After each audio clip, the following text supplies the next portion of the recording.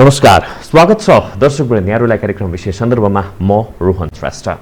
विशेष सन्दर्भको आजको यस श्रृङ्खलामा हामी मुलुकको पछिल्लो राजनीतिक अवस्था भनिन्छ लोकतन्त्रमाथि प्रहार भइरहेको छ, गणतन्त्रमाथि प्रहार भइरहेको छ। के साँच्चै नै लोकतन्त्रमाथि प्रहार भइरहेको छ? के साँच्चै नै गणतन्त्रमाथि प्रहार भइरहेको छ? के साँच्चै नै नेपालको भूमिलाई प्रयोग गरेर नेपालमा राजनीतिक अस्थिरता निम्त्याउने प्रयास भइरहेको छ? या विषयमा आज हामी कुराकानी गर्न गइरहेका छौँ। त्यसको लागि आज हामीसँग हाम्रो स्टुडियोमा लोकतन्त्र, संसदीय व्यवस्था, विकास, विधिको शासन लगायतका विषयमा जानकारी राख्नुहुने सूक्ष्म तरिकाले अध्ययन गरिरहनु भएका व्यक्तित्व आज हामीसँग हुनुहुन्छ। उहाँको विषयमा थोरै अझै बताउनु पर्दाखेरि स्ट्यानफोर्ड युनिभर्सिटीका फेलो पनि हुनुहुन्छ। उहाँ हुनुहुन्छ जय निशान्त, आज हामीसँग हुनुहुन्छ। उहाँलाई स्वागत गरौँ। स्वागत छ यहाँलाई। धन्यवाद। मैले सुरुमै उक्काइहालेँ प्रसङ्ग, सबै कुरालाई निहाल्ने हो भने पुस 5 प्रधानमन्त्री केपी शर्मा ओलीको त्यो कदम, त्यसपछि आएर नेपालमा गणतन्त्रको सुरुवात, अझ त्यसलाई चाहिँ एउटा संस्थागत तरिकाबाट चाहिँ अगाडि बढाइन्छ भनेर चाहिँ 2072 को संविधान, यी यावत कुराहरूलाई विचार गर्ने हो र आजको अवस्थासम्म हामी आइपुगेको विषयलाई सूक्ष्म ढङ्गबाट निहाल्ने हो भनेदेखि हामी कहाँ छौँ, मुलुकमा भइरहेको के छ, कसरी चाहिँ विश्लेषण गर्न सकिन्छ?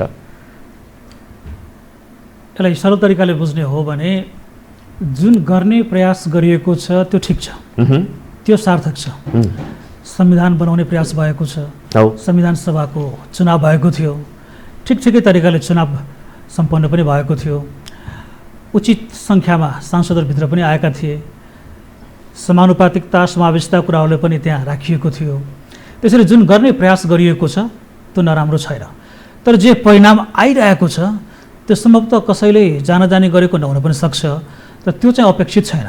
र तपाईँले जुन अघि सुरुमा भन्नुभयो कि लोकतन्त्रमाथि प्रहार भएको हो कि गणतन्त्रमाथि प्रहार भएको हो, जानी कसैले प्रहार गरेको चाहिँ होइन, तर उहाँहरूको जुन क्रियाकलापहरू रहेका छन्, जुन तरिकाले दलको रूपमा या व्यक्तिको रूपमा या नेताको रूपमा उहाँहरूले व्यवहार गर्नुभएको छ, त्यसले लोकतन्त्रलाई चुनौतीपूर्ण अवश्य पनि बनाएको छ। यो कस्तो रूपमा चाहिँ भन्ने, यो चाहिँ जानी रूपबाट चाहिँ प्रहार भएको छैन भनेर भन्न सक्ने आधारहरू अथवा चाहिँ उनीहरूको क्रियाकलापले त फेरि त्यस्तै किसिमको चाहिँ गतिविधि देखाइरहेको अवस्थामा चाहिँ हामी छौँ नि त? त्यो भन्दाखेरि के हो भने लोकतन्त्रलाई धरापमा पार्छु, गणतन्त्रलाई नै खतम पार्छु भनेर कसैले जानी त्यो कदम चाहिँ चालेको होइन। तर जुन कदमहरू चालिएका छन् त्यो सत्ताको लागि हुनसक्छ, आफ्नो पार्टीको हितमा या आफ्नो पार्टीको स्वार्थमा हुनसक्छ, त्यो व्यक्तिगत स्वार्थमा पनि हुनसक्छ। तर ती कदमहरूले गर्दाखेरि बाई प्रोडक्टको रूपमा जानी नजानी लोकतन्त्र र गणतन्त्र पनि धरापमा पर्न सक्छ। त्यो खतरा अलिकति बढेर गएको छ। त्यसैले फेरि पनि स्पष्ट पारौँ, कसैले जानी लोकतन्त्र नै म सकाउँछु भनेर चाहिँ भनिरहेको छैन। तर जुन क्रियाकलापहरू भइरहेका छन् दलभित्र, दलहरूको माझमा, संसदमा आदि इत्यादि कुराहरू, त्यो चाहिँ लोकतन्त्रमा गरिने अपेक्षित व्यवहार चाहिँ होइन। लोकतन्त्रमा गरिने अपेक्षित व्यवहार होइन भनेर चाहिँ यसरी तपाईँले विश्लेषण गरिरहनु भएको छ। तर के भनेदेखि पोलिटिकल की फ्याक्टरहरू जो छन् नि, पोलिटिकल की नेतृत्वहरू जो छन् नि, उनीहरू आफैले नै के भनिरहेका छन् भने पछिल्लो कदम, प्रधानमन्त्रीको कदम होइन, अब यो चाहिँ पुस 5 को कदमदेखि लिएर यतातिर हेर्ने हो भने अब अहिले त झन् प्रदेशसम्म गएको अवस्था भएको छ। ती कुराहरूलाई निहाल्ने हो भनेदेखि चाहिँ कुनै बेला प्रधानमन्त्री केपी शर्मा ओलीले चाहिँ बैलगाडा चढेर अमेरिका पुगिन्न लगायतका स्टेटमेन्टहरूलाई पनि उहाँहरूले नै उदाहरणको रूपमा पछिल्लो समय प्रयोग गरेर चाहिँ थुप्रैचोटि यो विषय चाहिँ उक्काइसक्नु भएको छ। त्यसले पनि पो शङ्का उब्जिएको हो कि? अब ओलीजीको बोली कस्तो छ भन्ने कुरो तपाईँ हामी सबैलाई थाहा भएकै कुरा हो। त्यसैले उहाँले बोलेको कुराहरूलाई शब्द रूपमा केलाउनु भन्दा र त्यसले अहिलेको समयमा कुनै सन्दर्भ राख्छ कि उतातिर जानुभन्दा पनि म के भन्न चाहन्छु भने लोकतन्त्रलाई हामीले जहिले पनि आफूभन्दा बाहिर र अरूमा हेर्ने प्रयास गऱ्यौँ। हामीले संविधान बनायौँ, हामीले संविधानमा लोकतन्त्र हेर्ने प्रयास गऱ्यौँ, हामीले दलहरूका निर्माण गरेका छौँ, हामीले दलहरूमा लोकतन्त्र हेर्ने प्रयास गरेका छौँ, हामीले थुप्रै अनुभवी नेताहरू जन्माएका छौँ, हामीले ती नेताहरूमा लोकतन्त्र हेर्ने प्रयास गरेका छौँ। यी सबै कुराहरू व्यर्थ होइनन्, यी सबै कुराहरू गरिनुपर्छ।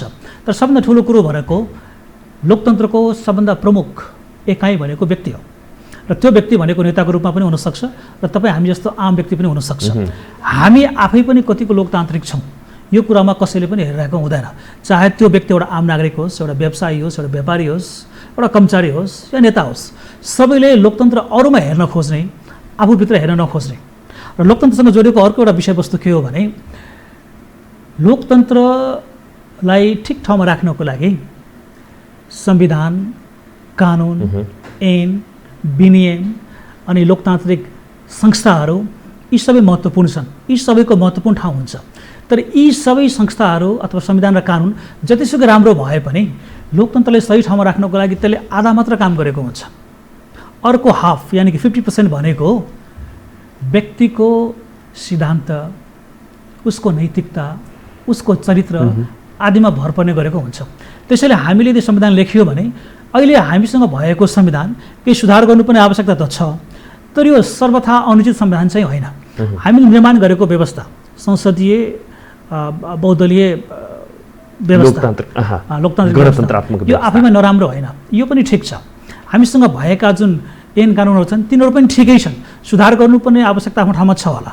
तर यी सबैले लोकतन्त्रलाई चाहिने आधा मात्र जग तयार गरेको छ। आधा भनेको तपाईँको व्यक्तिमा, नेतामा, दलमा हुनुपर्ने जुन दर्शन, जुन सिद्धान्त, जुन नैतिकता छ त्यसको कमी छ। त्यसैले अहिले नेपालमा सही तरिकाले लोकतन्त्रको अभ्यास हुन नसकेको हो। यो पछिल्लो समयको अवस्था चाहिँ सृजना कसरी भयो, कसरी बुझ्ने त त्यसलाई? त्यो व्यक्तिमै समस्या भएको कारणले गर्दाखेरि यो समस्या सृजिएको हो? मलाई लाग्छ कि केही व्यक्ति र त्यो व्यक्तिहरूसँग रहेका केही अन्य धेरै व्यक्तिहरू, जसलाई हामी समूह भनौँ, गुट भनौँ, जेसुकै भनौँ, उनीहरूले आफूलाई बढी प्राथमिकतामा राखेकोले अहिलेको यो समय भनेको तपाईँको लोकतन्त्रको लागि अलिकति चुनौतीपूर्ण समय भएको छ।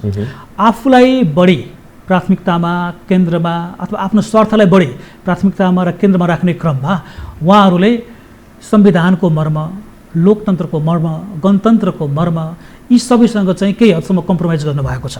त्यसैले अहिलेको यो वर्तमान लोकतन्त्रको लागि विषम अवस्था सृजना भएको हो। त्यसैले अघि नै मैले भने कि व्यक्तिमा यदि अलिकति सिद्धान्त, अलिकति नैतिकता, अलिकति इन्टेग्रिटी भइदिने हो भने सम्भवतः अहिलेको अवस्था आउँदैन थियो होला। पछिल्लो समय हेर्ने हो भनेदेखि प्रधानमन्त्री नै सबै कुराको सरकार हुन्, दोषी प्रधानमन्त्री मात्रै हुन् भनेर विश्लेषण गर्न सक्ने, अथवा तपाईँको कुरालाई हेर्ने हो भने त्यो व्यक्तिलाई मात्रै दोष देखाउन मिल्ने ठाउँ छ? त्यो अलिकति अतिरञ्जित होला। प्रधानमन्त्री अवश्य पनि यी सबै धेरै अहिलेको यो विषम अवस्थाको जननी या त्यसको केन्द्रमा हुनुहुन्छ। उहाँसँग राष्ट्रपतिले पनि जोडेर राख्न सकिन्छ। तर उहाँ अथवा उहाँ दुईजना मात्र पनि होइन, किनभने उहाँ एक्लै त के पनि हुनुहुन्न नि। उहाँसँग उहाँको दल छ, दलका अधिकांश नेताहरू उहाँसँगै छन्, उहाँसँग कार्यकर्ताहरू छन्, उहाँसँग उहाँका समर्थकहरू छन्, उहाँका मतदाताहरू छन्। तीमध्ये कतिपयले उहाँ ठिक छ भन्ने खालको आवाज पनि उठाइरहेका छन्। भनेपछि उहाँलाई मात्र दोषी देखाउने हो भने त्यो सम्भवतः त्यति न्यायोचित नहोला। हामी विपक्षी दलहरूलाई पनि हेरौँ, अन्य दलहरूलाई पनि हेरौँ र एकैछिन यसलाई अलिकति हामीले विस्तारमा बुझ्ने हो भने प्रधानमन्त्री र राष्ट्रपतिले संविधानको र लोकतन्त्रको मर्ममाथि अनेकौँ पटक प्रहार गर्नुभएको छ। यसमा कुनै दुविधा छैन, यो विवाद हुनुपर्ने विषय पनि होइन। तर त्यसको साथसाथै उहाँकै दलमा रहेका अन्य नेताहरूले के आफ्नो जिम्मेवारी सही तरिकाले वहन गर्नुभएको छ? के विपक्षी दलले आफ्नो जिम्मेवारी सही तरिकाले वहन गरेको छ? के अन्य दलहरूले आफ्नो जिम्मेवारी सही तरिकाले वहन गरेको छ? सञ्चार माध्यमका पनि केही तबकाले के आफ्नो भूमिका राम्रोसँग निर्वाह गरेको छ? बुद्धिजीवी भनाउँदाहरू पनि के आफ्नो भूमिका सही तरिकाले सबै ठाउँमा उत्तिकै न्यायपूर्ण तरिकाले निर्वाह गरेका छन्? त्यसैले प्रश्न चिन्ह सबैमाथि लागेको छ। मात्रात्मक रूपमा प्रधानमन्त्रीमाथि अलिकति बढी लागेको हो। त उहाँ एक्लै जिम्मेवार अनि बाँकी सबै दुधले नुहाएको त्यस्तो चाहिँ अवस्था छैन। अरू पनि जिम्मेवार छन्, तर मात्रात्मक रूपमा प्रधानमन्त्रीले बढी जिम्मेवारी लिनुपर्छ। त्यो त नेपालीहरूको नियति जस्तै भइसकेको छ कि जो आए पनि, जसको अनुहार हेरे पनि नेपाली जनले देख्ने चाहिँ समान किसिमको चाहिँ धारणा नेपाली जनले चाहिँ बनाइरहेको अवस्था रहेको छ। त्यही भने नि, जस्तो कि अहिले ओलीजीलाई दोष दिउँ, ठिक छ, उहाँलाई दोष दिउँ, जति दोष दिए नै हुन्छ। तर त्योभन्दा पहिले भएका अनुहारहरू पनि हेरौँ, उहाँहरू के सबै दोषमुक्त हो? उहाँहरूको कार्यकालमा के उहाँहरू सबैले गङ्गाजल जस्तै अत्यन्तै पवित्र काम मात्र गरेको हो? उहाँहरूले लोकतन्त्रको अगाडि चुनौती खडा गर्नुभएको थिएन? उहाँहरूले संविधानको मर्ममाथि प्रहार गर्नुभएको थिएन? मलाई लाग्छ कि पछिल्लो कालखण्डमा जति पनि देशलाई नेतृत्व दिने ठुला सा नेताहरू आउनुभएको छ, उहाँहरू सबैले पनि आफ्नो भूमिका पूर्णतया न्यायोचित रूपले निर्वाह गर्न सक्नु भएको छैन। त्यसैले उहाँहरूको माझमा एउटा होड, वन अप्सम्यानसिप देखिएको छ कि यो संविधानलाई, लोकतन्त्रको आहार व्यवहार, मान्यता आदि इत्यादिलाई कति हदसम्म कम्प्रोमाइज गरेर आफ्नो व्यक्तिगत, आफ्नो पारिवारिक, आफ्नो गुटगत र केही हदसम्म आफ्नो दलगत स्वार्थ पुरा गर्न सक्नुहुन्छ भनेर। त्यसैले उहाँले चाहिँ त्यो दायरालाई बढाउँदै जानुभएको छ। यदि यीभन्दा पहिलेका प्रधानमन्त्रीहरूले आफ्नो दायरालाई यहाँसम्म लग्नु भएको थियो भने ओलीजीले झन् त्यसलाई अलिकति बढाएर यहाँसम्म लगिदिनु भएको छ। तर अरू सबै ठिक, उहाँ मात्र बेठिक भन्यो भने त्यो सायद न्यायोचित नहोला। सबैजना एउटै बास्केटमा अटाए। करिब करिब रङ सबैको कालो हो, कसैको अलिकति कम कालो, कसैको अलिकति खैरो खैरो कालो, कसैको गाढा कालो, कसैको अलिकति निलो निलो कालो है। तर कालो चाहिँ सबै कालो, तर सबै काला हुनुहुन्छ।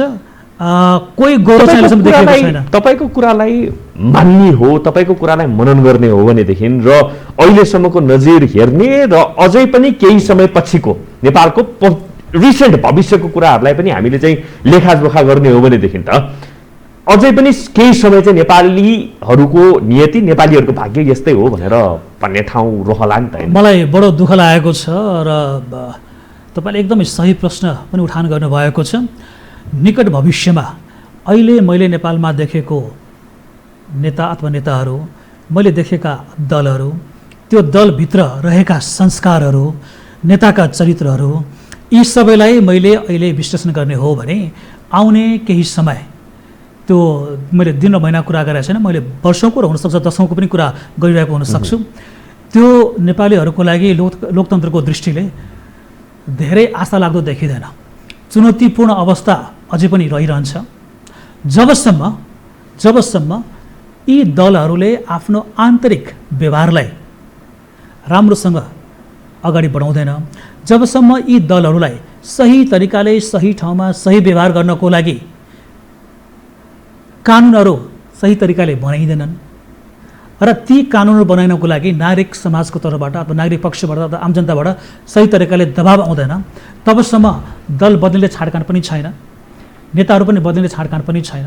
हाम्रो लोकतन्त्रको अहिलेको अवस्था पनि आशावादी हुने ठाउँ कहीँ पनि छैन। आशावादी हुने ठाउँ धेरै कम छ। हुन त आशावादी भएन भने त जीवन व्यर्थ हुन्छ। तुरुन्तै आशा गरिहाल्ने र केही परिणाम आउँछ भन्ने कुराको आशा गर्यो भने सम्भवतः त्यसले हाम्रो एक्सपेक्टेसन म्यानेज गर्दैन। त्यसैले अहिले हामीले तुरन्त केही हुन्छ भन्ने कुरामा आफ्नो एक्सपेक्टेसन म्यानेज गरेर गयो भने हामी धेरै दुःखी नहोला।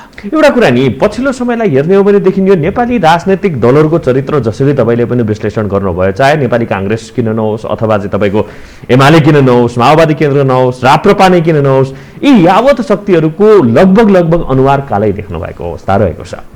सरसर्ती हेर्ने हो भनेदेखि नेपाली जनले पनि यति बेला उठाइरहेको प्रश्न के छ भनेदेखि के साँच्चै नै यो राजनीतिक नेतृत्वकै कारणले गर्दाखेरि मात्रै हो त, राजनीतिक पात्र प्रवृत्तिकै कारणले गर्दा मात्रै मुलुकी अवस्थामा पुगेको हो, अथवा चाहिँ अरू थुप्रै खेलाडीहरूले चाहिँ नेपालमा खेल मञ्चन गरिरहेको छ भन्ने पनि क्वेसन चाहिँ क्रिएट भइरहेको छ। सबभन्दा पहिला हामी बुझौँ यो लोकतन्त्रले कसरी काम गर्छ भनेर। लोकतन्त्रलाई एउटा राम्रो व्यवस्था भनिन्छ, तर सबभन्दा राम्रो व्यवस्था चाहिँ यो होइन। यो सबभन्दा राम्रो तर भएका अन्य विकल्पहरूमध्येको सबभन्दा राम्रो मात्र हो है। यो जति पनि हामीसँग अरू विकल्पहरू उपलब्ध छन् लोकतन्त्रका अलावा, तिनीहरूमा लोकतन्त्र राम्रो हो। लोकतन्त्रको विकल्पमा के हुनसक्छ? एकदलीय तानासा, आर्मी तानासा, कुनै व्यक्तिको तानासा, निर्दलीय प्रजातन्त्र भनौँ, यिनै विकल्पहरू छन् जुन कि कुनै पनि लोकतन्त्र जतिको राम्रो छैन।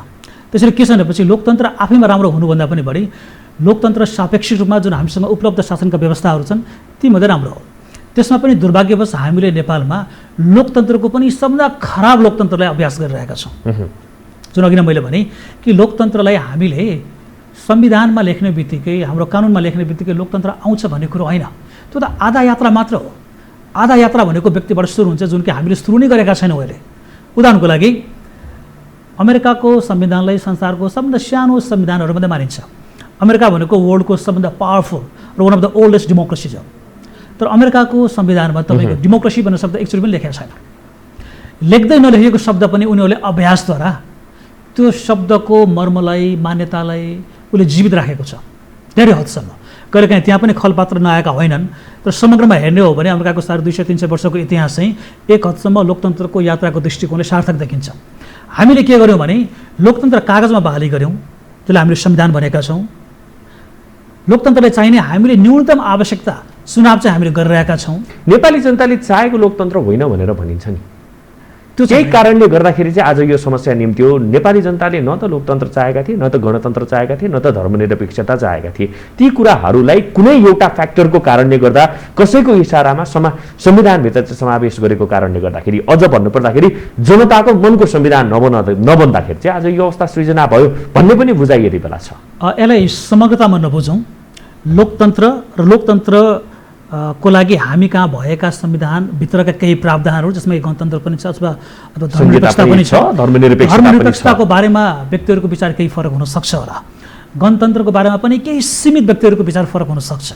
तर समग्र लोकतन्त्रको बारेमा नेपालीहरूको कमिटमेन्ट छैन भनेर भन्यो भने त्यो नेपालीहरूप्रति अन्याय हुन्छ। मलाई लाग्छ कि करिब करिब समग्रतामा नै नेपालीहरूको लोकतन्त्रप्रति ठुलो आस्था छ, एकदमै ठुलो कमिटमेन्ट पनि छ। त्यसैले तपाईँको अनगिन्ती पटकको लोकतन्त्रको लागि आन्दोलन गरिएका छन्, क्रान्ति गरिएका छन्, विरोध गरिएका छन्, विद्रोह गरिएका छन्। संसारमा कहीँ नभएको हामीले 2 पटक संविधान सभाको चुनावी गरेका छौँ। त्यो 2 पटकको संविधान सभाको चुनाव गर्नुको पछाडि पनि विभिन्न किसिमका टीका टिप्पणी हुन्छ कि ती सबै प्रक्रियाजन्य कुराहरू भए, त्यसमा के हुन सक्छन्। तर मैले भन्न खोजेको के हो भने नेपाली जनताको लोकतन्त्रप्रतिको कमिटमेन्टमाथि हामी प्रश्न नउठाउँ है। चाहे 2007 सालको कुरो होस्, 2036 सालको कुरो होस्, 2046 सालको कुरो होस्, 62-63 को कुरो होस्, दर्जनौं र सैकडौं मान्छेहरू शहादत प्राप्त गरेका छन्। लोकतन्त्रभित्रको एउटा हजारौं मान्छेहरू गणतन्त्र बन्यो हैन। त्यसैले नेपालीहरूको समग्रतामा लोकतन्त्रप्रति कमिटमेन्ट छैन भन्ने कुरा भन्यो भने त्यो चाहिँ न्यायोचित हुँदैन। तर लोकतन्त्रभित्र र लोकतन्त्रलाई इम्प्लिमेन्ट गर्नको लागि जुन हामीसँग संविधान छ, त्यो संविधानभित्र मान्छेहरूको सन्तुष्टि नहुन पनि सक्छ हैन। जस्तो कि कसैको धर्मनिरपेक्षता लिएर असन्तुष्टि छ, संहितालाई लिएर पनि कतिको चाहिँ संहितालाई लिएर पनि तपाईँको असन्तुष्टि हुन सक्छ, कसैलाई नागरिकतालाई लिएर असन्तुष्टि छ। यी सब कुराहरू तपाईँको प्रक्रियाजन्य कुराहरू हुन्। समय सँगसँगै यसमा सुधार गर्दै जानुपर्छ र यसलाई चाहिँ एउटा पूर्णताको अवस्थामा नेपालको भूमिको लागि चाहिँ कस्तो किसिमको चाहिँ त्यो लोकतान्त्रिक अभ्यासको कस्तो किसिमको चाहिँ व्यवस्थाको परिकल्पना गर्ने त? किनभने नि अहिले लोकतान्त्रिक गणतन्त्रात्मक नेपालमा हामी छौँ, यही माथि नै हामी चाहिँ प्रश्न चिन्ह लगाइरहेका छौँ। आवाजहरू उठ्छ भनेपछि कस्तो किसिमको चाहिँ परिपाटी, कस्तो किसिमको चाहिँ राजनीतिक कल्चर, कस्तो किसिमको चाहिँ व्यवस्थाको परिकल्पना अब गर्ने त हामीले नेपाल र नेपालीको चाहिँ एउटा बाटो निस्क्यो। सबभन्दा पहिले केही नेता र केही दलहरूको अकर्मण्यता, असक्षमताको दोष हामी सम्पूर्ण लोकतन्त्रमाथि नदिउँ। नेपालमा अहिले जुन व्यवस्था छ, लोकतान्त्रिक संसदीय जुन व्यवस्था छ, त्यो सर्वथा उचित व्यवस्था हो नेपालको लागि। त्यसमा कहीँ पनि अलिकति पनि शङ्का गर्नुपर्ने ठाउँ छैन। गणतन्त्र पनि नेपालको लागि सर्वथा उचित अवस्था हो, त्यसमा पनि कहीँ पनि तपाईँको हामी शङ्का नगरौँ। धर्मनिरपेक्षता भनेको त्यसलाई सही तरिकाले बुझाउन बाँकी देखिन्छ, त्यसमा अलिकति हामी काम गरौँ र केही सानोतिनो अरू कुराहरू छन् जसलाई हामी सुधार गरौँ। तर नेपालको लागि लोकतन्त्र भएन अथवा गणतन्त्र भएन भन्ने कुरामा हामी जाँदै नजाउँ। अहिले जुन नेपालसँग रहेको जुन व्यवस्था छ, नेपाललाई सबभन्दा सुहाउने व्यवस्था यही नै हो। म तपाईँले भनिदिन्छु, कसैले प्रश्न उठाउँछन् कि नेपालको जुन यो संसदीय अभ्यास छ, जसमा कि संसदले प्रधानमन्त्रीको चयन गरेको हुन्छ या सरकार प्रमुखको चयन गरेको हुन्छ, त्यो नै भएन। हामी चाहिँ सक्रिय निर्वाचनको राष्ट्रपतिमा जाउँ, निर्वाचित राष्ट्रपतिको प्रमुख कार्यकारीको त्यो भनेको नेपाललाई अर्को ठुलो दुर्घटनातिर लाने बाटो हुन्छ। किन? नेपाल भनेको एउटा तपाईँको विविध अथवा विविधताको देश हो। 100 भन्दा बढी भाषाभाषी यहाँ बस्छन्, 100 भन्दा बढी यहाँ जातिहरू रहेका छन्, सैकडौं वर्ष पुरानो यसको इतिहास छ। त्यसैले जुन देशमा तपाईँको धेरै विविधता हुन्छ, त्यो देशको लागि सबभन्दा सुहाउने व्यवस्था भनेकै संसदीय व्यवस्था हो। किनभने संसदीय व्यवस्थामा ठुलो सानो दलहरू हुन सक्छन्, तिनीहरूले आफ्नो औकात अवस्था आफ्नो पर्फर्मेन्स अनुसार संसदमा आफ्नो सङ्ख्या लिएर जान सक्छन्। त्यहाँ गएर आफूलाई लागेको कुराहरू चाहिँ तिनीहरूले राख्न सक्छन्। सरकार बन्यो भने सरकारमा पनि प्रवेश गर्न सक्छन्। त्यसैले उनीहरूले जनताको प्रतिनिधित्व पनि गर्न सक्छ, जनताको आवाज पनि मुखरित गर्न सक्छन्, जनताको प्रतिनिधित्व गरेर सरकारमा पनि तिनीहरूले आफ्नो उपस्थिति जनाउन सक्छन्। त्यसैले उनीहरूले पर्याप्त प्रतिनिधित्व गरिरहेको हुन्छ। तर जुन देशमा तपाईँको जनताद्वारा प्रत्यक्ष निर्वाचित राष्ट्रपतिको प्रणाली हुन्छ, त्यो कुनै एउटा जाति विशेषको हुनसक्छ, कुनै एउटा क्षेत्र विशेषको हुनसक्छ, कुनै एउटा समूह विषयको अथवा एउटा परिचय बोकेको हुनसक्छ। उनले पुरै देशको प्रतिनिधित्व नगरेको हुनसक्छ, पहिलो कुरो। दोस्रो कुरो, संसदीय व्यवस्थामा के छ भनेपछि कुनै कारणवश तपाईँले प्रधानमन्त्रीले अति नै नराम्रो कामहरू गर्न थाल्यो भने संसदकै प्रक्रियाबाट उसलाई निकाल्ने अवस्था पनि त्यहाँ हुन सक्छ। तर 5 वर्षको लागि म्यान्डेट लिएर आएको राष्ट्रपतिले तपाईँ निकाल्नु पर्यो भने तपाईँले धेरै गाह्रो हुन सक्छ। अहिलेको समयमा हेरौँ, त्यत्रो धेरै सेफ्टी भल्भ्सहरू हुँदाहुँदै पनि हाम्रो प्रधानमन्त्री कहिलेकाहीँ निरङ्कुश बन्न खोज्नुहुन्छ। संवैधानिक किसिमको चाहिँ राष्ट्रपति बनिदियो भनेदेखि फेरि के हुन्छ? संवैधानिक राष्ट्रपतिमाथि त यतिको प्रश्न उठाइएको छ। एक क्षणको लागि अनुमान गरौँ कि उहाँहरू जनताबाट प्रत्यक्ष निर्वाचित प्रधानमन्त्री हुनुहुन्छ या राष्ट्रपति हुनुहुन्छ भने र 5 वर्षसम्म उहाँले हटाउने त्यस्तो सजिलो प्रावधान छैन इम्पिचमेन्ट बाहेक। त्यस्तो खालको अवस्था भइदिएको भए उहाँहरू झन् कतिको निरङ्कुश हुनुहुन्थ्यो। त्यसैले नेपालको लागि चाहिने सबभन्दा राम्रो व्यवस्था यही नै हो, यसमा चाहिँ शङ्का नगरौँ। नेपालको लागि एउटा निरङ्कुश शासक पनि चाहिन्छ भनेर चाहिँ यता कता चाहिँ टिका टिप्पणी पनि हुन्छ कि विकासको लागि चाहिने भनेकै त्यस्तै हो, हक्की लिडर, कसैको अगाडि पनि नझुक्ने भन्ने किसिमको बुझाइ पनि यता कता सुनिन्छ के। त्यो चाहिँ जनतामा भएको नैराश्यता या फ्रस्ट्रेसनको अभिव्यक्ति हो। त्यो हो यो बेनोभोलेन्ट डिक्टेटर अथवा चाहिँ यो दयालु तानाशाह भनेर यो एउटा अवधारणा मात्र हो। संसारमा आजसम्म दयालु तानाशाह भनेको कहीँ पनि भएको छैन। तानाशाह भनेकै तपाईँको क्रूर हुन्छ जहिले पनि।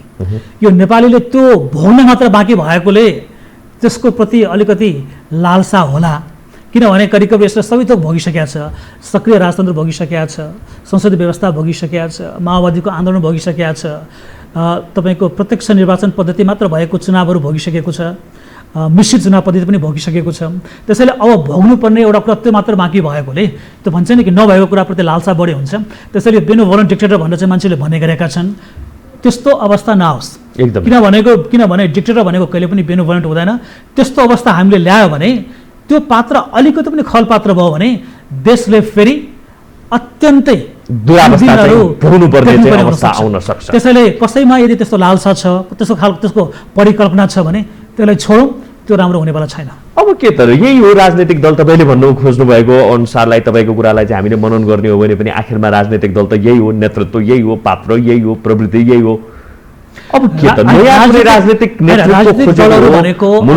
राजनीतिक दलहरू भनेको अजर अमर हुँदैन। राजनीतिक दलहरू भनेको रिप्लेसेबल हो, तिनीहरूको विकल्प खोज्न सकिन्छ।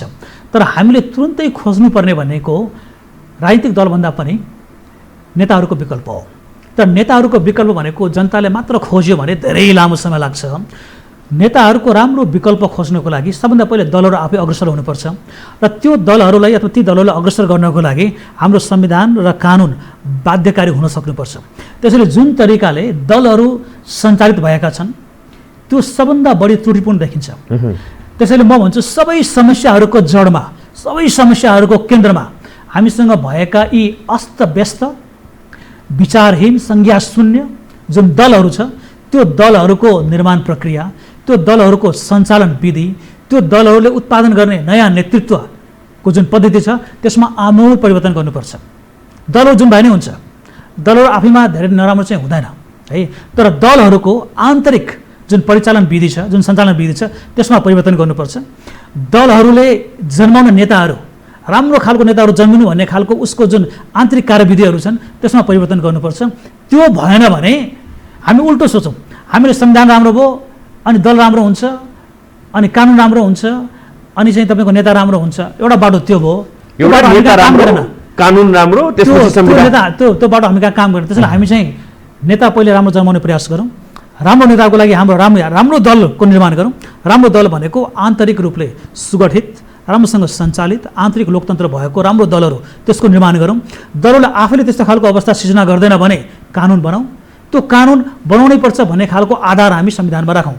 त्यो भयो भने म परिवर्तन अलिकति चाँडो होला कि भनेर अनुमान गर्न चाहन्छु। त्यो भएन भने नेपालीले दुःख पाउने अझै पनि केही दिनहरू बाँकी छ जस्तो लाग्छ मलाई। तपाईँको कुरालाई सुन्यो भनेदेखि त एकदम राम राज्यको कल्पना गरे जस्तो लाग्ने रहेछ कि नेपालको चाहिँ परिप्रेक्ष्यमा कुरा गर्नु पर्दाखेरि। अब यो राम राज्य भनेको कल्पना गर्ने त्यही नै हो, त्यहाँ पुग्ने प्रयास गर्ने हो है। त्यहाँ पुग्न चाहिँ कहिले पनि सकिँदैन। तर त्यसको सकेसम्म नजिक पुग्ने प्रयास गर्यो भने त्यसमा चाहिँ सार्थकता हुनसक्छ। हामीले राम राज्य भनेको तपाईँको एउटा शब्द हो, तर हामीले एउटा आदर्श लोकतन्त्रको परिकल्पना गरौँ, एउटा आदर्श दलको परिकल्पना गरौँ अथवा दलहरूको परिकल्पना गरौँ र आदर्श नेताहरूले ती दलहरू हाँकेका छन् भन्ने अवस्थाको परिकल्पना गरौँ। त्यसमा जति सुधार गर्न सकिन्छ त्यति सुधार गरौँ, सबै राम्रै हुन्छ भन्ने छैन। भन्नाले कुनै एउटा नयाँ दलको चाहिँ दलको परिकल्पना गरौँ भनेर भन्न खोज्नु भयो। नयाँ दल भए नै हुन्छ अथवा भएकै दलहरूले आफूले सुधार गरे नै हुन्छ। तर जबसम्म दलहरू सुधार हुँदैनन् अथवा दलहरूले आफूले सुधार गर्दैनन् अथवा उनीहरूले सुधार गर्ने खालको वातावरण हामी निर्माण गर्दैनौँ तबसम्म यो अवस्था तुरन्तै सुध्रिने खालको देखिँदैन।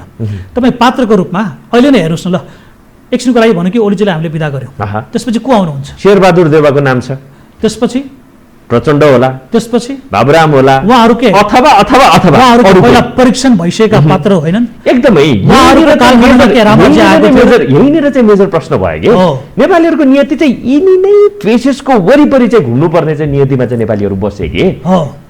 अब कोही नयाँ कोही आउन चाहन्छ, नयाँ कसैले केही गर्न चाहन्छ भने पनि त्यहाँनिर पुगेर चाहिँ अर्को थाप दिने कार्य चाहिँ राजनीतिक दलभित्रैबाट हुने, नेपाली जनताबाट हुने भनेर भन्दा पनि हुन्छ। किनभनेदेखि विवेकशीलबाट अथवा चाहिँ साझाबाट जस्तो किसिमले चाहिँ एउटा उनीहरूले अगाडि आउन खोजेका थिए, तर नेपाली जनताले त उनीहरूलाई पनि पत्याएको अवस्था त रहेको थिएन नि त। भन्नाले नेपाली जनताको चाहिँ वरिपरि घुम्ने भनेको चाहिँ खालि कङ्ग्रेस, एमाले लगायतका राजनीतिक दल, ठुला राजनीतिक दल मात्रै पो हो कि कुनै भन्ने पनि पनि एउटा प्रश्न। कुनै पनि दलले राम्ररी कसरी गर्न सक्छ त्यसका केही अवस्थाहरू हुन्छन्। दलले राम्रो विचार बोकेको हुनु पर्यो, त्यो त तपाईँको प्रिकन्डिसन पो, त्यो त हुनैपर्छ। दलका नीति तथा कार्यक्रम राम्रो हुनु पर्यो, त्यो पनि हुनैपर्छ। तर सबभन्दा बढी भनेको त्यो दलले आफूलाई जुन निर्वाचनको कसी छ त्यसमा उसले उभ्याउन सक्छ कि सक्दैन।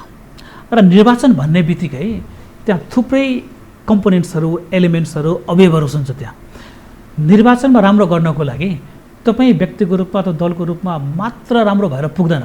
यो साउथ एसियाको दुर्भाग्य हो कि जुन अवस्थामा जुन तरिकाले निर्वाचनहरू सञ्चालन हुनुपर्ने हो त्यो अवस्थामा र ती तरिकाले निर्वाचनहरू चाहिँ यहाँ सञ्चालन हुँदैन।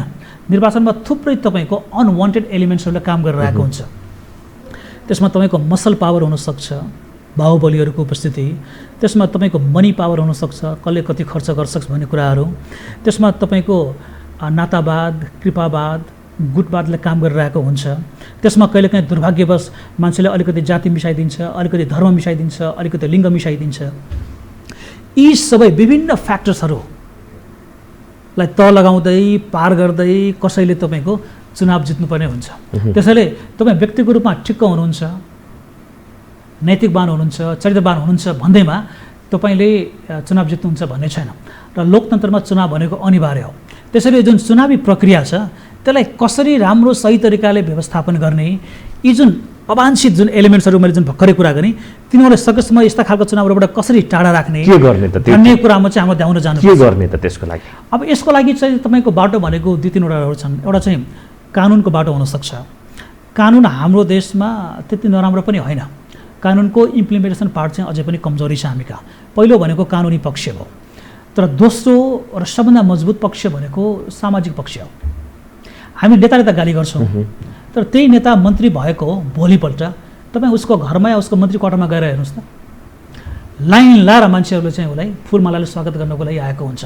भलै त्यो नेता जतिसुकै कालो अनारो किन नहोस्, उसले जतिसुकै भ्रष्टाचार किन नगरेको होस्, उसको बारेमा जतिसुकै नराम्रो समाचारहरू किन नछापिएका हुन् है, भोलिदेखि हामी जनता समाजका पात्रहरू लाइन ल्याएर उसले स्वागत गर्न जान्छौँ।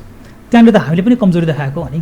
त्यसैले समाजले पनि सही पात्रलाई र गलत पात्रलाई राम्रोसँग छुट्याउने, नेपालीहरूको सोचमा परिवर्तन आउन जरुरी छ। नेताहरूको सोचमा परिवर्तन आएन भने राम्रो खालको नेता ल्याउनको लागि समाज तयार हुनु पर्यो र समाजको पनि सोचमा चाहिँ परिवर्तन आउन जरुरी छ। एक्ज्याक्टली। एउटा कुरा नि, यो पछिल्लो समयको राजनीतिलाई हेर्ने हो भनेदेखि नेपालको चाहिँ भू राजनैतिक अवस्था लगायतका कुराले गरेर भर्खरै मात्रै पनि जसरी चाहिँ पूर्व 5 प्रधानमन्त्रीहरूले चाहिँ जस्तो किसिमको चाहिँ स्टेटमेन्ट अगाडि ल्याउनु भयो त्यसले चाहिँ एउटा राजनैतिक वृत्तमा तरङ्ग सृजना गर्यो। नेपालमा कहिले पनि स्टेबिलिटी हुनै नदिने चाह राख्छ छिमेकीहरू, विदेशीहरू भन्ने किसिमका चाहिँ स्टेटमेन्ट उहाँहरूले राख्नु भएको थियो। के साँच्चै नै नेपालबाट चाहिँ उनीहरूले यस्तो किसिमको नेपाललाई चाहिँ अनस्टेबल बनाउन खोजिरहेको हो भनेर भन्न सक्ने आधार रहन्छ, अथवा त्यो फेरि गएर हाम्रो नेतृत्वको कमजोरीमै गएर ठोकिन्छ? यसको दुईवटा पाटाहरू छन्। पहिलो पाटा उनीहरूले के गर्न खोजिरहेका छन्, हामी त्यसमा बढी ध्यान दिन्छौँ। यदि हामीले विदेशी भनेर कुनै पनि छिमेकी देश या अन्य टाढाको देशलाई भन्न खोजेको हो भने उनीहरू जहिले पनि आफ्नो इन्ट्रेस्टमा काम गरिरहेको हुन्छ। त्यो देशको लागि, त्यो देशको जनताको लागि, त्यो देशको आफ्नो रुचिको विषयहरूलाई उसले यो देशमा कसरी प्रोटेक्ट गर्ने अथवा यो देशलाई कसरी प्रयोग गर्ने भन्ने कुरामा उसको चाहिँ प्राथमिकता हुन्छ। त्यसैले उसले के गरिरहेको छ भन्ने कुराहरू हाम्रो धेरै रुचिको विषय हुनुभन्दा पनि बढी हामीले के गरिरहेका छौँ त्यो चाहिँ बढी हाम्रो सरकारको विषय हुनुपर्ने हो। उनीहरू के नेपालमा जबरजस्ती आएका हुन्, जबसम्म उसलाई तपाईँले यहाँ स्पेस दिनुहुन्न तिनीहरू त त्यससित आउँदैनन्। त्यसैले जुन यो 5 जना पूर्व प्रधानमन्त्रीहरूले जुन विज्ञप्ति निकाल्नु भएको छ, मलाई लाग्छ कि त्यो दुर्भाग्यपूर्ण अवस्था हो। यी 5 जना पूर्व प्रधानमन्त्रीहरूले के दाबीका साथ भन्न सक्नुहुन्छ कि उहाँहरूको पालोमा उहाँहरूले अहिले भने जस्तो खालको कुनै पनि बाह्य हस्तक्षेप भएको थिएन, उहाँहरूले त्यस्तो खालको हस्तक्षेप हुनसक्छ भन्ने खालको अवस्था जानी या भुलवश सृजना गर्नुभएको थिएन। उहाँहरूले त्यस्तो खालको हस्तक्षेप जुन उहाँहरूले भन्दै हुनुहुन्छ, त्यस्तो खालको यदि अवस्था देख्नु भएको थियो भने त्यसलाई रोक्ने उहाँहरूले के प्रयास गर्नुभएको थियो? सबैजना नै राजनीतिक नेतृत्व चाहिँ कसै न कसैको पपेट बने। त्यसैले म के भन्दैछु, कोही इन्डियाको पपेट बने, कोही चाइनाको पपेट बने भन्ने मात्रै हो। त्यो पनि धेरै नै प्रत्यक्ष आरोप लगाए जस्तो हुन्छ। तर के भन्न सकिन्छ भने म बाहिरको कुनै पनि शक्तिलाई, कुनै पनि देशलाई दोष दिने पक्षमा छैन। उहाँहरूले काम गर्ने भनेको आफ्नो इन्ट्रेस्टमा हो, चाहे त्यो भारत होस्, चाहे त्यो चीन होस्, चाहे अमेरिका होस्, चाहे युरोपियन युनियन होस्, सबैले आफ्नो आफ्नो इन्ट्रेस्टमा काम गर्ने हो। हामीले आफ्नो इन्ट्रेस्टमा काम गर्न सकेका छौँ कि छैनौँ, त्यो चाहिँ तपाईँ हामीले गर्न सक्ने खालको कुराहरू हो। त्यसैले हामी उतातिर बढी ध्यान दिउँ, होइन? उसले गर्यो तर त्यो भनेको के हो भने हामीले हाम्रो कमजोरी ढाक्नको लागि गरिब राष्ट्र हो भनेर भन्ने बित्तिकै सबैजनाले चाहिँ यहाँ आएर ताण्डव गर्नुपर्छ भनेर भन्नुपर्ने जरुरी पनि छैन नि त। अब मानिलिउँ ताण्डव गर्ने त के छ भने यदि ताण्डवको लागि मञ्च निर्माण गरिदियो भने अनि न उहाँले ताण्डव गर्ने हो। अब इनकेस अब अहिले रिसेन्ट इक्जाम्पलको रूपमा कसरी लिउँ भनेदेखि लिपुलेक कालापानीको कुरा फेरि पनि विवादित मुद्दा भएको छ। त्यो विषयमा विवाद छ भनेदेखि भारतले किन आफ्नो हिसाबले चाहिँ बेलाहा प्रवृत्ति चाहिँ देखाउने, किन चाहिँ फेरि सडक एक्सपान्सन गरिरहने? त्यो पनि त एउटा चाहिँ तेरो के औचित्य छ र, तेरो के अस्तित्व छ र भनेर भन्न खोजेको पनि त हो नि त। त्यो म्यासेज जान्छ कि जाँदैन? ठिक छ, अब लिपुलेको कुरा उठाइहाल्नु। सबभन्दा पहिला हामी यो विषयलाई अलिकति यसको जडमा, एउटा उदाहरण मात्रै जडमा गएर बुझ्ने प्रयास गरौँ। त्यो जमिन हाम्रो हो, यसमा शङ्का नरहला अथवा नहोला। तर तपाईँले आफ्नो हक र अधिकारको कुरो प्राप्त गर्ने पनि त एउटा प्रक्रिया हुन्छ नि।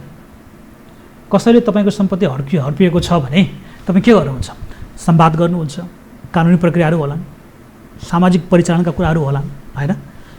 तपाईँ चाहिँ हठी तरिकाले त्यसलाई अगाडि बढाउने प्रयास गर्नुहुन्छ। आफूभन्दा 40 गुणा 45 गुणा ठुलो शक्तिलाई तपाईँ च्यालेन्ज गर्नुहुन्छ। अनि त्यसपछि चाहिँ यो भइदियो त्यो भइदियो भनेर कम्प्लेन पनि गर्नुहुन्छ। यदि त्यो जग्गा हाम्रो हो, जुन कि हामीले भनिरहेका छौँ हुनुपर्ने हो भने त्यसको एउटा संवादको तरिका होला, त्यसको एउटा नेगोसिएसनको तरिका होला, उसलाई पनि कन्फिडेन्स लिनुपर्ने कुराहरू होला। संवाद गर्ने, नेगोसिएसन गर्ने अथवा त्यो कुरा आफ्नो ठाउँमा छ, तर त्यो विवादित भूमि हो भनेर भारतलाई पनि थाहा छ, नेपाललाई पनि थाहा छ भनेदेखि उसले जबरजस्ती रूपमा चाहिँ फेरि बाटो बनाउने, त्यही गरी चाहिँ त्यहाँ मानसरोवरसम्म बाटो पठाउने, त्यो पनि त ज्यादती हो नि त। त्यो तपाईँले जुन भन्नुभयो त्यो सिम्टमको कुरो भयो, त्यो कारण चाहिँ त्यो होइन। त्यो सिम्टमहरू थुप्रै होला नि त्यहाँ, होइन? त्यो पनि एउटा सिम्टम हो। तर मैले भन्न खोजेको के हो भनेपछि यदि त्यसलाई हामीले हाम्रो सम्पत्ति हो भनेर यदि हामीले निर्णय गरिसकेका छौँ भने त्यसपछि त्यसको प्राप्तिको सही बाटो हामीले अङ्गीकार गर्नु पर्यो। न कि म प्राप्त गर्दैछु भनेर चाहिँ होला गर्ने, झ्याली पिट्ने, तर वास्तवमा केही नगर्ने। कति महिना भइसक्यो? कति महिना भइसक्यो भन्नुहोस् त? 1 वर्षभन्दा बढी भइसक्यो। के हामीले कुनै सही तरिकाले संवाद गर्ने प्रयास गरेका छौँ? सामान्यवालाले कन्फिडेन्समा लिने प्रयास गरेका छौँ? तपाईँलाई यदि मैले युद्धमा जित्न सक्दिनँ भने तपाईँसँग संवाद गर्नु पर्यो। म आफैले संवाद गरेर हुन सकिरहेको छैन भने कुनै अर्को पसल निम्त्याउनु गर्नु पर्यो। हामीले त्यस्तो कुनै लजिकल स्टेप चालेका छौँ? झ्याली पिट्ने बाहेक, हल्ला गर्ने बाहेक, इमोसनल आउटबस्ट बाहेक हामीले के पनि काम गरेका छैनौँ। त्यो कुरालाई हेर्ने हो भनेदेखि हाम्रो नेतृत्वमा कमजोरी देखियो। सबभन्दा ठुलो कमजोरी त्यही छ। उहाँहरू कसैको पपेट हुनुभयो, उहाँहरूलाई कसरी टिका लाएर प्रधानमन्त्री बनाइदिनु भयो, उहाँहरूलाई कसरी टिका लाएर चाहिँ मन्त्री बनाइदिनु भयो, त्यही कारणले गर्दाखेरि आफ्नो घोडा चाहिँ टेक्नुपर्ने अवस्था आयो। यसरी बुझौँ कुरालाई? होइन, यो टिका लाउने शब्द पनि उचित शब्द चाहिँ होइन। हाम्रा जुन प्रधानमन्त्रीहरू भएका छन् या मन्त्रीहरू भएका छन् तिनीहरूलाई हाम्रै जनताले भोट दिएर, हाम्रै संसदले मत दिएर उसले जिताएका हुन्। बाहिरको कसैको इसारामा तिनीहरू चाहिँ प्रधानमन्त्री या मन्त्री भएका होइनन्। तर उहाँहरूले जुन जिम्मेवारीका साथ, जुन स्ट्राटेजीका साथ, जुन स्मार्टनेसका साथ जुन उहाँहरूले चाहिँ आफ्नो व्यवस्था र आफूलाई सञ्चालन गर्नुपर्ने थियो त्यसमा उहाँहरू चाहिँ असक्षम देख्नु भएको छ। टिका लगाइदिने भनेको के छ? ओलीजीले प्रधानमन्त्री हुनुहुन्छ, उहाँ अरू कसैले टिका लगाइदिएको हो र? तपाईँ हामीले मत दियो होइन, उहाँले हाम्रै संसदले जिताएको होइन, झन्डै 2/3 बहुमतले? त्यो त उहाँको शक्ति हो नि। त्यो शक्तिलाई सही तरिकाले पहिचान गरेर त्यसको कसरी परिचालन गर्ने, कसरी प्रयोग गर्ने भन्ने कुरो हो, त्यो खुबी त उहाँमा हुनु पर्यो नि। तर नेतृत्वमै आउनको लागि पनि कसै न कसैको चाहिँ आशीर्वाद चाहिन्छ। नेपालको नेतृत्वमै पुग्नको लागि पनि यदि कसैको आशीर्वाद प्राप्त छैन भनेदेखि जतिसुकै स्ट्रङ क्यान्डिडेट भए पनि नेतृत्वमा पुग्दैन भन्ने बुझाइ पनि छ कि होइन, यो चाहिँ गलत होला। जस्तो कि अब फेरि पनि हामी उदाहरण लिउँ, ओलीजी सत्तामा कसरी पुग्नुभयो? अहिले हामी जसको आशीर्वाद भनिरहेछौँ उसैले गाली गरेर उहाँ सत्तामा पुगेको होइन भनेपछि त्यसैले के छ भनेपछि तपाईँले आफ्नो विचार, म कुटेको जस्तो गर्छु त रोएको जस्तो गर, तपाईँले आफ्नो सिद्धान्त, आफ्नो विचार, आफ्नो व्यवहार सही ठाउँमा राख्नुभयो भने तपाईँ चुनाव पनि जित्नुहुन्छ, तपाईँ सरकारको निर्माण पनि गर्नुहुन्छ, तपाईँ देशको नेतृत्व पनि गर्नुहुन्छ र देशका अगाडि रहेका समस्याहरूको पनि तपाईँ निराकरण गर्न सक्नुहुन्छ। तर जब तपाईँ आफ्नो नैतिकतामा दायाँ बायाँ हुनुहुन्छ अनि तपाईँले आफूलाई पनि, आफ्नो दलको लागि पनि र आफ्नो देशको लागि पनि समस्या निर्माण गर्नुहुन्छ। त्यसैले अहिले जुन यो अवस्था आएको हो, म भन्छु त्यो सृजित, त्यो निर्मित, त्यो आर्टिफिसियल हो। यो हुनुपर्ने अवस्था चाहिँ होइन। यदि कोही निकै नै स्मार्ट, अलिकति भिजनरी, अलिकति ट्याक्टफुल मान्छे भइदिएको भए उसले यो सबै समस्याको समाधान सही तरिकाले, कम क्षति पुर्याएर शान्तिपूर्ण तरिकाले गर्न सक्थ्यो। त्यसैले गर्न नसकेको दोष हामीले बाहिरले दिने अनि हाम्रो सबै नेताहरू, हाम्रो सबै दलहरू क्लिन भनेर चाहिँ नभनौँ। कमजोरी यी छ, कमजोरी यी सुधार गर्नुपर्छ। आफ्नो हिसाबले चाहिँ मुलुकलाई युज गर्न खोज्ने अथवा आफ्नो हिसाबले चाहिँ छिमेकी राष्ट्रहरूलाई युज गर्न खोज्ने, त्यो मात्रै नभएर अब अहिले त कस्तो किसिमको पनि कुराहरू आइरहेको छ भने एमसिसी पनि एउटा चाहिँ मेजर मुद्दाको रूपमा आइरहेको छ। यो पास गर्नको लागि पनि अनेक तिगडमहरू भइरहेको छ, अनेक खेलहरू भइरहेको छ भन्ने किसिमको बुझाइ पनि रहेको छ। तपाईँ एउटा सही विषय, तपाईँ आफू पनि एमसिसीमा कुनै बेला तपाईँले एउटा एकदमै सही विषय उठाउनु भयो। यो एमसिसीको कुरा गरौँ एकछिन होइन। अहिले एमसिसीलाई नेपालमा धेरै विवादित बनाइएको छ। म भन्छु यो विवाद हुनुपर्ने खालको विषय नै होइन। यो नितान्त नेपालको विकाससँग जोडिएको, हाम्रो एउटा मित्र राष्ट्रको सदा सहायतापूर्वक उसले दिएको $500 मिलियन सही तरिकाले प्रयोग गरेर अगाडि बढ्नुपर्ने खालको परियोजना हो यो। यसमा हामीले चाहिने भन्दा बढी राजनीति गुसाइदिएका छौँ। कुनै दुईटा नेताहरूको आपसी मतभेदले गर्दाखेरि एकले अर्कालाई होच्याउनको लागि, एकले अर्कालाई अप्ठ्यारो पार्नको लागि, एकले अर्काको राजनीतिलाई अझै बढी तपाईँको कठिन बनाइदिनको लागि यो एमसिसी जस्तो एउटा राम्रो प्रोजेक्टलाई चाहिँ यहाँ चाहिँ नराम्रो रूप या स्वरूप दिइएको। एमसिसी के हो? एमसिसी भनेको तपाईँको अमेरिकाले नेपाल सरकारसँग औपचारिक सहमति गरेर अमेरिकाको $500 मिलियन र नेपालको $130 मिलियन दुइटै राखेर नेपालको लागि चाहिने अत्यन्तै महत्त्वपूर्ण ट्रान्समिसन को ब्याकबोन, मेरुदण्ड बनाइदिनको लागि 400 kV क्षमता भएको 300 किलोमिटरको र त्यसमा केही सडक योजनाहरू पनि छन्। त्यसलाई संसारकै सबभन्दा राम्रो कन्सल्टेन्ट, संसारकै सबभन्दा सक्षम कन्ट्र्याक्टर्स, संसारकै सबभन्दा बढी केपेबल इन्जिनियर्सहरूले ल्याएर नेपाललाई बनाइदिने, नेपालले हस्तान्तरण गरिदिने, जुन त्यसको लागत हो त्यो कस्ट उसले बेहोरिदिने, त्यस्तो खालको नेपालको इतिहासमा आएको अहिलेसम्मको सबभन्दा राम्रो प्रदर्शनमा त्यसको लागि कन्सेन्ट चाहिँ हामीले भारतको लिनुपर्ने कस्तो किसिमको प्रोभिजन हो? त्यसको लागि कन्सेन्ट चाहिँ फेरि इन्डो पेसिफिक स्ट्र्याटेजी अन्तर्गतको चाहिँ यो चाहिँ प्रोजेक्ट बनेर अगाडि आउने कस्तो किसिमको? हैन, यो कुरा जुन तपाईँले भन्नुभयो कि भारतसँग सहमति लिनुपर्ने, भारतसँग त्यहाँ सहमति लिनुपर्ने कुनै कारणै छैन, कुनै अवस्थै छैन, कुनै बिन्दु नै छैन पहिलो कुरो। अनि यो जुन तपाईँले यो इन्डो पेसिफिक स्ट्र्याटेजी कुरो गर्नुभयो नि, के छ भनेपछि कुनै पनि देशले अर्को देशमा $1 पनि खर्च गर्नु भनेको उसको विदेश नीतिको हिस्सा हो। त्यो विदेश नीतिभित्र उसको सुरक्षा पनि हुन्छ, उसको अन्तर्राष्ट्रिय सहयोग पनि हुन्छ र अन्य अवयवहरू पनि हुन्छ। त्यही अमेरिकाले दिएको हामीले US एडबाट $बिलियन्स को अहिलेसम्म हामीले सहयोग लिइसकेका छौँ। हाम्रो शिक्षाको क्षेत्रमा, हाम्रो वनको क्षेत्रमा, हाम्रो रोजगारीको क्षेत्रमा, हाम्रो कृषिको क्षेत्रमा है। हामीले 4 कोसे झाडीबाट औलो उन्मूलन गर्दाखेरि 60 को दशकमा त्यो अमेरिकाको सहयोगले नै हो। हाम्रो कृषिमा, हाम्रो शिक्षामा थुप्रै लगानीहरू भएका छन्, थुप्रै सडक र पुलहरू र अन्य प्रोजेक्टहरू अमेरिकाले बनाइदिएकै छ। त्यो सबै चाहिँ लिन हुने, अब अहिले चाहिँ लिन नहुने।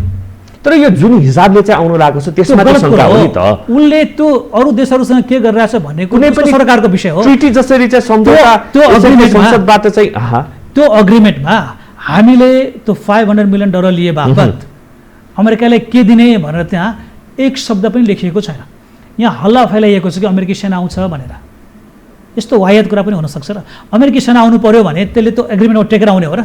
इन्डो पेसिफिक स्ट्राटेजी अन्तर्गतकै हो भनेर भनिएको कारणले गर्दाखेरि पनि यस्ता कुराहरू अगाडि आएको त्यो उसको के छ तर यसको लागि त्यो सहयोगलाई इभन सहयोगलाई उसले कसरी व्यवस्थित गर्ने भन्ने कुरा त उसको भयो, हामी बिर्सिदौँ कि उसले यो कोडको खल्तीबाट दिएको हो कि यो कोडको खल्तीबाट दिएको हो कि त्यो पैसा हामीलाई उसले कतिको सहयोग गरेको हो र त्यो सहयोग बाबत हामीले के दिएको। तर मुलुक बन्धक बनाउने प्रोभिजनहरू उसले अगाडि तेर्स्याउँछ भने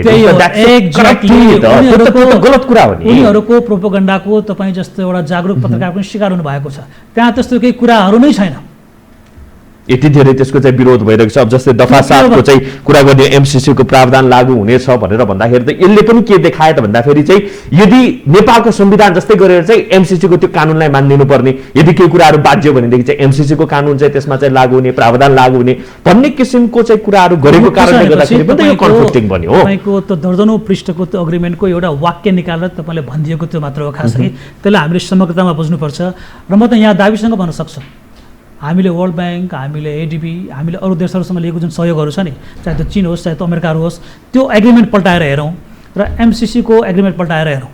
एमसीसीसँग भएको एग्रिमेन्ट भनेको यिनीहरूभन्दा 10 गुणा बढी ट्रान्सप्यारेन्ट छ, 10 गुणा बढी जस्टिफाएबल छ। तपाईँले एउटा गाडी किन्दाखेरि अथवा ब्याङ्कसँग तपाईँले 5 लाख रुपियाँ लोन लिँदाखेरि तपाईँलाई थाहा छ तपाईँले त्यहाँ कति एग्रिमेन्ट साइन गर्नुपर्ने हुन्छ, कति पृष्ठको हुन्छ, कति बुँदाको हुन्छ। यहाँ त $500 मिलियन को कुरो हो, त्यो पनि सही तरिकाले खर्च होस्, सही प्रोजेक्टमा खर्च होस्, कुनै दल विशेष या नेता विशेषको व्यक्तिगत इन्ट्रेस्टले त्यो प्रोजेक्ट चाहिँ नबकियोस्। सबै कुरा चाहिँ अमेरिकाको इन्ट्रेस्टले होस् भन्ने बुझाइ एमसीसी को चाहिँ बिल्कुलै गलत हो। त्यो नेपालको सरकारले चाहेन भने त्यो एमसीसी भनेको एक कदम अगाडि बढ्दैन। त्यो एमसीसीले गभर्न गर्ने भनेको यहाँ एउटा बोर्डको निर्माण भएको छ, त्यो बोर्डको अध्यक्षता गर्ने भनेको हाम्रो अर्थमन्त्री सचिव हुनुहुन्छ, अर्थ सचिव र त्यो बोर्डमा भएका सबै नेपालीहरू हुन्। उनीहरूले चाहेन भने $1 पनि खर्च गर्न मिल्दैन। भनेपछि तपाईँले कुनै एक्सर्साइज यदि कुनै राइट एक्सर्साइज गर्दै हुनुहुन्छ भने त्यो बोर्डलाई भन्नुहोस्, त्यो बोर्ड भनेको त्यसको सर्वेसर्वा हो। त्यहाँ हाम्रा सबै नेपालीहरू हुनुहुन्छ, कि त हामी नेपालीले विश्वास गर्दैन भनेर भन्नु पर्यो। हाम्रो अर्थ सचिव पनि काम लाग्दैन, हाम्रो तपाईँको विद्युत प्राधिकरणको प्रमुख पनि काम लाग्दैन, तिनीहरू सब चाहिँ विश्वास गर्ने मान्छे खालको होइन भनेर। त्यसैले यो सब के हो भने केही पक्षहरू छन् यहाँ जसले आफ्नो राजनीतिलाई बचाउनको लागि एमसीसीलाई त्यो बलिको बोको बनाएर अरूको राजनीति बिगार्ने कोसिस गरिरहेछन्, त्यति मात्र हो। एउटा कुरा नि यस्तै कुराहरू, यस्तै मुद्दाहरू एमसीसीका मुद्दा भए, त्यस्तै गरेर लिगले कालापानीका मुद्दाहरू भए, विविध कुराहरू छन् यहाँभित्र। त्योदेखि बाहेक आएर चाहिँ नेपाललाई प्रयोग गरेर चाहिँ चाइनालाई हेर्न खोजियो अथवा चाहिँ चाइनालाई चाहिँ निगरानी गर्न खोजियो भन्ने कुराहरू पनि सुन्नमा आउँछ। पछिल्लो समयलाई हेर्ने भने प्रधानमन्त्रीले चाहिँ जसपाको एउटा फ्याक्सनलाई चाहिँ यसरी चाहिँ स्पेस दिनु, सरकारमा स्पेस दिनु, त्यो पनि कस्तो भन्दाखेरि राष्ट्रियताको मुद्दा जोडिएको चाहिँ नागरिकताको कुराहरूलाई चाहिँ उठाएर भन्दाखेरि यी विविध कुराहरूले गरेर चाहिँ नेपाललाई चाहिँ प्लेइङ ग्राउन्ड बनाउँदै छ भन्ने बुझाइ के। अब यसमा तपाईले दुईटा प्रश्न एकचोटि जोड्दैन हो। अन्त्यतिर आइरहेको छौँ। एमसीसीको कुरालाई हामी कसरी बुझौँ भने त्यो नेपालको लागि एकदमै चाहिने, नेपालले आफैले बनाउनु पर्ने, तर एउटा मित्र राष्ट्रले आफ्नो खर्चमा नेपालले बनाएर हस्तान्तरण गरिदिन्छु भनेर उसले सदाशयता देखाएको हो। तर हामीले त्यो सहयोग पनि लिन नसकेको असक्षमता प्रदर्शन गरेको हो आफ्नो व्यक्तिगत र दलीय राजनीतिलाई जीवित राख्नको लागि। त्यसलाई हामी त्यो प्रसङ्ग त्यो तरिकाले बुझौँ। अनि जुन तपाईँले प्रधानमन्त्रीको पार्टीले ल्याएको छ नि, त्यसले हामी चाहिँ राजनीतिको रूपमा बुझौँ। त्यो नेपालको नितान्त आन्तरिक लेनदेनको राजनीति हो। अहिले चाहिँ तपाईँलाई ओलीजी र मन्त्रीको बिचको त्यो साँठगाँठ देखिन्छ होला, तर अलिकति हामीले विगतमा जाने हो भने थुप्रै भारतीयहरूले चाहिँ नागरिकता पाउँछन् भन्ने किसिमको बुझाइ के। यसरी बुझौँ न, तपाईँको माओवादीहरूको टाउको मूल्य हाम्रो शेरबहादुर जुका सरकारले तोक्यो होइन हो, त्यही शेरबहादुर ज्यूमाथि बन्दुक प्रहार गर्ने भनेको माओवादीहरू होइन हो। उहाँहरू फेरि अहिले मिल्नु भएको छ, एकले अर्काको ज्यान लिन खोज्नेहरू चाहिँ अहिले मिलेका छन्। त्यही प्रचण्ड र कङ्ग्रेस मिलेर सरकार बनाएको होइन, त्यही प्रचण्ड र बाबुराम जी एउटै पार्टीमा होइन, उहाँहरू फेरि छुट्टिनु भएको छ। त्यही प्रचण्ड र ओलीजी सँगै पार्टीको निर्माण गर्नुभएको होइन, उहाँहरू फेरि अहिले छुट्टिनु भएको छ। त्यसैले अहिले चाहिँ ओलीजी र मन्त्रीले मात्र हेर्ने र त्योभन्दा पहिले अरू यस्तो खालको कुराहरू हेरेनौँ भने त्यो चाहिँ अन्याय हुन्छ होला। त्यसैले नेपालको पछिल्लो करिब 20 वर्षमा कुरा गएर चाहिँ तिनै गएर जोडिन्छ के नि है, त्यो इतिहासबाट चाहिँ कोही पनि अछुतो छैन। यो हु इज द किङ मेकर भनेर भनिन्छ नि होइन, नेपालमा चाहिँ सत्तामा पुर्याउने को, पार्टी जुटाउने को, फुटाउने को, मन्त्रीमा पठाउने को, मन्त्रीबाट झार्ने को भन्ने कुरामा नै यति बेला नेपाली जनता चाहिँ सशङ्कित बनिरहेको अवस्था के। यो के छ भनेपछि यो बडा विडम्बना हाम्रो मुलुकको। यो के छ भनेपछि उहाँहरूले पनि आफ्नो राजनीतिको लागि कुराहरू चाहिँ अलिकति बढी बोलिदिनुहुन्छ, आफ्नो फाइदाको लागि अरूलाई दोष देखाइदिनुहुन्छ। हामी पनि केही अवस्थामा सही कुराहरू बुझेका छैनौँ भने उहाँहरूले देखाइदिनु भएको त्यो बाटोमा हामी हिँडिदिन्छौँ अनि हामी पनि लहै लहैमा ऊ गलत ऊ गलत ऊ गलत भनेर हामी भन्न खोजिरहेका हुन्छौँ। तर अलिकति स्थिरपूर्वक एक स्टेप पछाडि लिएर हामीले हेर्ने हो भने हजुर पछिल्लो कालखण्डमा सबैले दोष दिएका छन्, सबैसँग मिलेका छन् है, सबैसँग मिलेर सरकार बनाएका छन्, सरकारबाट हट्ने बेलामा सबैले दोष दिएका छन्। त्यसैले यो एउटा नेपालको ट्रेन्ड हो। यसमा चाहिँ पात्रलाई मात्र दोष दियौँ भने त्यो अपूर्ण हुन्छ। बरु यो ट्रेन्ड विचारको रूपमा अगाडि बढोस्, सिद्धान्तको रूपमा अगाडि बढोस् भन्ने खालको दिशामा हामीले काम गऱ्यौँ भने त्यो अलिकति सार्थक होला। तर पात्रलाई र दललाई मात्र हेरेर हामीले कसैलाई दोषारोपण गऱ्यौँ भने, कसैलाई दोषमुक्त गऱ्यौँ भने त्यो चाहिँ सही नहोला। यो हामी समाप्तिर आउँदैछौँ, थोरै कन्क्लुजनमा जानुपर्दाखेरि चाहिँ तपाईँको कुरालाई मध्यनजर गर्ने हो भने अहिले देखिएको भनेको पात्रमै समस्या हो, व्यवस्थामा समस्या होइन। लोकतन्त्रको विकल्प भनेको राजतन्त्र हुँदैन। त्यो बिल्कुल होइन। हाम्रो व्यवस्था दुरुस्त छ, संविधान अपूर्ण छ, त्यसले सुधार गर्नुपर्छ, त्यो आफ्नो ठाउँमा छ। तर त्यो अपूर्णताले गर्दाखेरि चाहिँ व्यवस्थालाई धरापमा पार्नु हुँदैन। दलहरूको आन्तरिक सञ्चालनमा चाहिँ सुधार गर्नुपर्छ, नेताहरू विचारवान हुनुपर्छ र नयाँ सक्षम इन्टेग्रिटी भएको नेताहरू जन्माउने खालको वातावरण सृजना गर्नुपर्छ। त्यो वातावरण सृजना होला, आशा गर्ने ठाउँ छ। आशा नगरिकन हामीसँग सुख पनि छैन, आशा त गर्नै पर्छ। खालि के छ भनेपछि तपाईँ हामी र सबै अलिकति प्रोएक्टिभली समयमै अलिकति बढी दृष्टिकोण पुर्याएर हामी पाइला चाल्यौँ भने त्यो दिन चाँडो आउला। होइन भने अन्तिम लक्ष्य त त्यही नै हो। अन्तिम लक्ष्य भनेको राम्रो गर्ने नै लक्ष्य हो। हामीले आफूले प्रयास गऱ्यौँ भने त्यो दिन चाँडो आउँछ, हामीले समयलाई छोडिदिनु हो भने त्यो दिन ढिलो आउँछ। यो चाहिँ कस्तो भयो भनेदेखि अर्काको आश भोगै बास भनेर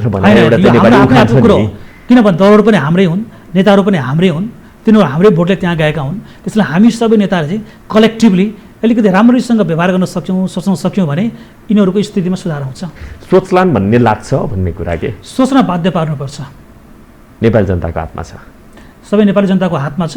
नेपाली जनतालाई पनि जागरुक बनाउने काम चाहिँ तपाईँहरूको हातमा छ। एउटा कुरा नि नेपाली जनताले चाहिँ चुनावै पछि मात्रै सोच्ने हो कि के हो? यस्तो छ, एजुकेसन र अवेरनेस भनेको दुईटा कुरा हो।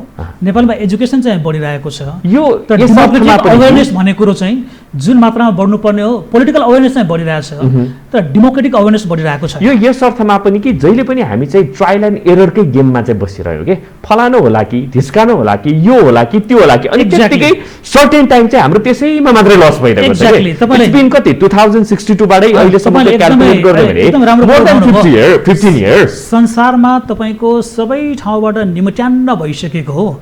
माओवादको विचार बोकेर नेपालमा आउने माओवादीले पनि हामीले स्वागत गरेकै हो। हामी आफैले शङ्काको घेरामा राखेर त्यसलाई व्यवस्थित गरेको राजतन्त्रलाई फेरि चाहिँ ज्ञानन्दको रूपमा पाउँदाखेरि पनि केही नेपालीहरूले धुपबत्ती बालेकै हो। अहिले फेरि हामीले चाहिँ बेनोभलेन्ट डिक्टेटरको कल्पना गरेकै हो। त्यसैले हामीसँग जुन छैन त्यसको कल्पना चाहिँ हामी गर्छौँ। हामीसँग नभएका तर नयाँ शक्तिहरूलाई पनि हामी स्वागत गर्छौँ। त्योतिर जानुभन्दा बढी जुन हामीसँग छ, हामीसँग संविधान छ, हामीसँग कानुन छ, हामीसँग दलहरू छन् र हामीसँग केही नेताहरू पनि छन्, त्यसबाट चाहिँ सकेसम्म राम्रो गर्ने प्रयास गर्नु पर्यो, सुधार गर्ने प्रयास गर्नु पर्यो। अर्को कुनै क्रान्तिकारी व्यवस्था आउँछ त्यसको हामी कल्पना गरौँ, उसले चाहिँ हामी सबैले चाहिँ राम्रो राजतिर लग्छ भन्ने खालको हामीले सोच्न थाल्यौँ भने त्यो दिन कहिले पनि आउँदैन। हामीसँग जे स्रोत छ, जे साधन छ, जे पात्र छ, जे दल छ, जे संविधान छ, जे कानुन छ, त्यसमा सुधार गर्दै यो अहिलेको अवस्थामा क्रमिक सुधार गर्दै गयो भने राम्रो दिन अवश्य पनि आउँछ। यही स्रोतबाट त मानिस आजित भइसकेको अवस्था हो नि त, यही साधनबाट त मानिस आजित भइसकेको अवस्था हो नि त। हुनु हुँदैन, यति चाँडो हुनु हुँदैन। हामीले अझै पनि गर्नुपर्ने ठाउँहरू धेरै छ। हामीले राम्रो काम गर्नुपर्ने अवस्थाहरू थुप्रै अझ पनि आउलान्।